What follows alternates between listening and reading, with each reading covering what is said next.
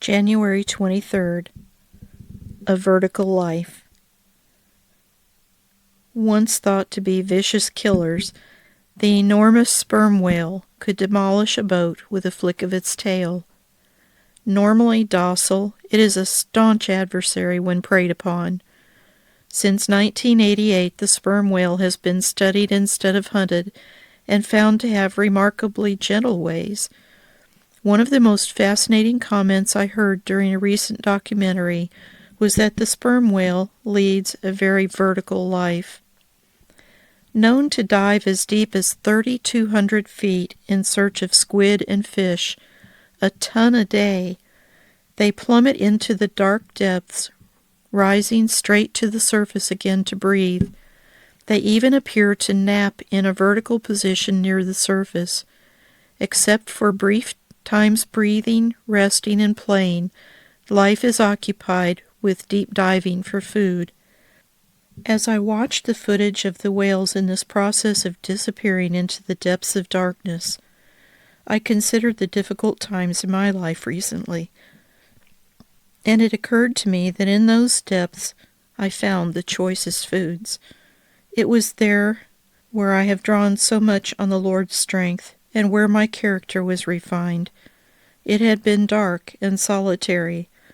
I could not see or understand where I was going. It was those darker places that necessitated relying on Jesus, the food he provided in his Word and by his Spirit. I learned better to rely on his direction. God made the whales able to instinctively find their food in the depths of darkness. He created human beings with a similar knowing of our need for him, leading us to the source of our nourishment, Jesus. Rising to the surface, I could breathe deeply, drawing in his presence. Floating there in the light was to revel in his love and care, recognizing his provision and expressing my gratitude. Those were periods of rest and restoration to prepare me for the next dive. In the depths, God feeds our souls when we feast on him. The darkness is our training, the light is our life.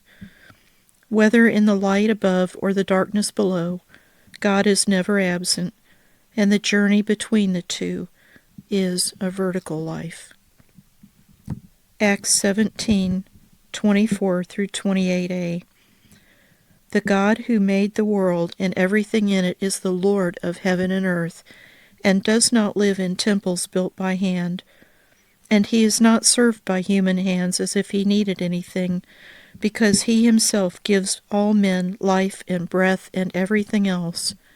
From one man he made every nation of men, that they should inhabit the whole earth, and he determined the times set for them and the exact places where they should live.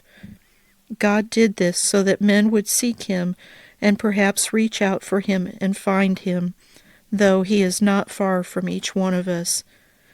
For in him we live and move and have our being.